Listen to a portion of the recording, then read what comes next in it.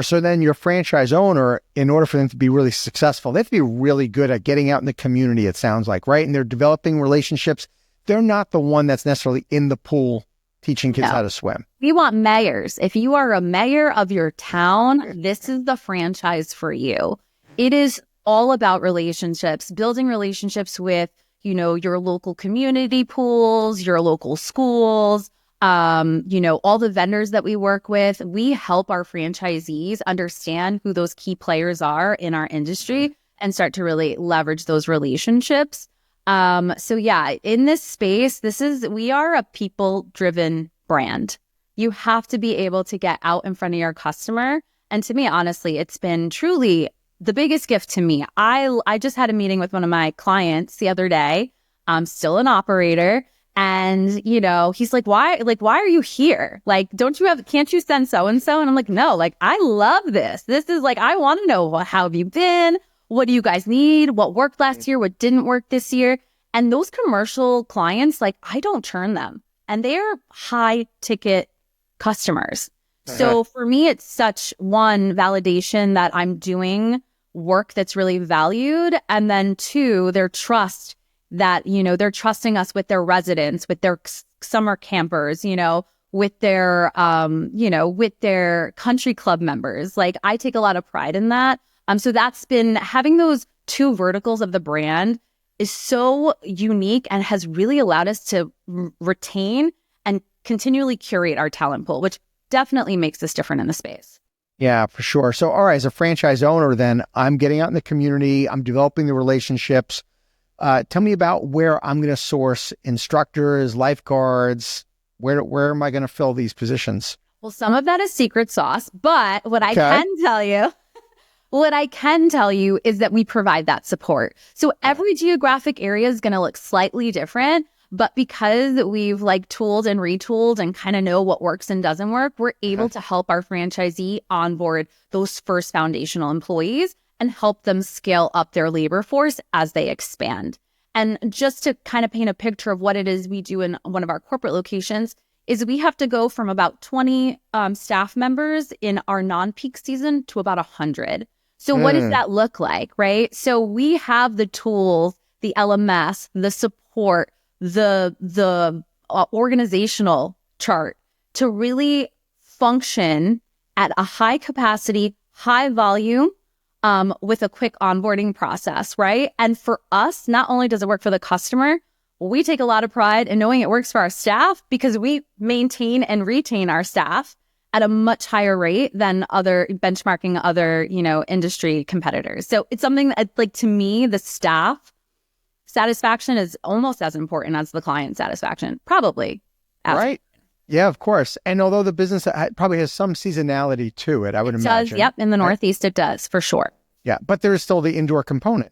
Of course. And that was part of why we wanted to really flesh out the business model with the indoor component. We wanted to make franchisees, successful year round. Yes, here in the Northeast, there are those seasonal elements to it. But I am so confident that a franchisee outside of this geographic area and those warmer clients is going to knock it out of the park because they have such an opportunity and such a demand year round. I think here in New York, December comes around, there's a lot of people taking out skis and, putting away swimsuits. We still do have a pretty diligent, customer base. In our indoor facilities, but places like Florida, Texas, I could only imagine the type of success our franchisees will have. Yeah. All right. Well, tell us about your customers. First of all, how do they find you? And who is your typical customer in terms of the age group? What's the most popular age group? So one of the things, I love that this is a question because I'm so passionate about it. So one of the things that was really intentional about our branding was that we wanted to be inclusive to not only children, but also adults. So if you take a look at our category and you just cold call the swim schools, if you, Frank, want to take swimming lessons, most of them, if not all, will say we do not offer swim to adults. And their businesses are not built to support that. That was something, again, that I was really intentional about. I wanted the branding to be fun, but I wanted it to be inviting, and I wanted adults to feel empowered to also learn the skill. Only 1 in 3 adults knows how to swim, which is literally shocking to me in the US. My parents were included in that statistic. So, which again, I think there's this sense of maybe shame or embarrassment that they never learn that skill. So one of the things that we really do is encourage not only the children to learn how to swim, because that's always our core customer, but also like, hey, mom, dad, like, do you know how to swim? And our pricing model reflects that. So when we're selling to the household. So Frank, if your child, you wanted to sign up and you purchase a pack of 12 swim lessons in one of our indoor facilities, you can give 8 to your son and 4 to yourself. And that's how we get mom and dad, grandma, whoever's in their household through the doors, even if it's just for one lesson. Get comfortable. Like, you're trying to teach this life-saving skill to your children. Like, you deserve to also feel comfortable in the water, especially while they're young. So we really, again, our core customer is going to be our children, under the age of 8. But we have seen the segment of our adults growing. And in one of our locations, it makes up almost 30% of our swimmer, which is incredible. It really is. Yeah, we have silver swimmers. These are people over the age of 70 swimming. God bless them. They look amazing. It's like such a joy that we're able to offer that in a place that they feel comfortable and supported. Yeah. Well, Marina, that is a huge differentiator between you and a lot of the swim schools that are out there that are really just, so focused on kids. Yeah. And I get it, right? Like, I get it at the industry level. They are the greatest at risk. So we should be having strong curriculums and strong operators and instructors to support that because they're at risk. But with that being said, now 1 in 10 homes in the US has a swimming pool in their backyard. 75% of all drownings are occurring there. And I know these stats because that's one of our core offerings. We will send someone to your backyard pool. And for me, I'm looking at the pool, the beautiful, 6-figure investment. I'm like, what have you done to secure this pool? Who else in your household needs to learn how to swim? Like, if Nanny is here, Nanny needs to also know how to swim. And I'm not saying perfect Michael Phelps strokes. I'm saying be comfortable, enjoy the water, be able to really have the freedom of being in the water and knowing that you can, save yourself and have the capability, God forbid, to save someone else. Yeah, of course. Okay, let's talk a little bit about training for the franchisees. So what does that look like? For us, they always begin with just a full onboarding in terms of what our core offerings are, how to deliver those core offerings.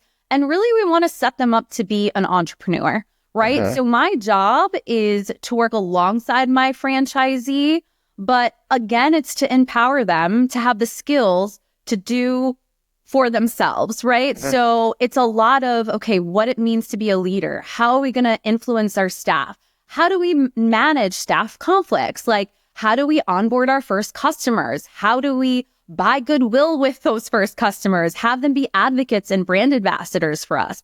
How do you, sign up on Instagram and start posting? So we do a lot of that sort of, diligence in the onboarding process. And for us, because we're so young as a franchise, we are founder-led. So my franchisee, we have weekly calls with them.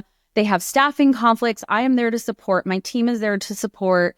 Any sort of issues they're combating, we've already combated them probably 10 times over again. So for us, it's okay, let's look at our options. Here are the options. Here's how I would approach it. But what do you feel most comfortable with? What works for your customers? And that's sort of how we approach our franchisees as we scale, thinking about, scaling. We're trying to really start to put all those processes, which a lot of it right now obviously is in our operations manuals, our in-person training, our LMS training, but we're trying to take more and more and digitize it just to make it more scalable as we grow. And if I'm a franchisee and I'm kind of growing out my business, do you want me to focus on using facilities first or going after the private customer, their home, secondary, or is there some sort of mix on how you want me to kind of develop my territory? Because I kind of think of this as I'm in the business of developing my territory, right? We give a lot of deference on how they launch. based on the demographics, and we're going to do our research at corporate. Okay. We're going to give the recommendation. However, with that being said, all franchisees are required to have a home-based location, meaning that they have to have a year-round swim program wherever they are, whatever territory they land in. So it's the home base, it's the brand recognition, it's the launch, it's the brand awareness. It's also the start of creating relationships with vendors in your community, other local businesses in your community. So that's first and foremost. And then after a year of operation, we will then give the education on the B2B side of our business, which, as mentioned before, does require a lot more comfort in managing a larger staff. So we want to make sure our franchisees have that experience, understand what it's like to manage a smaller staff, feel comfortable with their pipeline, their talent pool, understand the services before they go and start taking contracts and service, contracts for turnkey swim programs and lifeguard staffing that require that larger labor footprint. Okay. Yeah. I could see some franchisees, being really gung-ho from the very beginning and I want love to do it. everything. But slow and steady wins the race, right? Absolutely. So I love the enthusiasm. I get it. I was there. And, with our support, there might be some operators that can, right from the onset, really be able and have the skill set to manage. But for us, our baseline, our benchmark is always a launch of an indoor year-round. So non-brick and mortar. Again, we're not asking you to build a pool. And then through that, start leveraging the relationships, creating those really fundamental foundational relationships with the community, and then sort of start figuring out, okay, what's my next core offering? Is it at home, right? So a place like Tampa is a place that, has a lot of demand for at-home swim instructors, right? People want the convenience, the personalization. A place, maybe in the Midwest, that's North Carolina is a good example. That's maybe not the next offering. Maybe it really is providing personnel to these larger commercial pools, right? Okay. So what's cool is that the franchisee does have deference. We help guide them in which levers they should pull. It just depends sort of on their territory.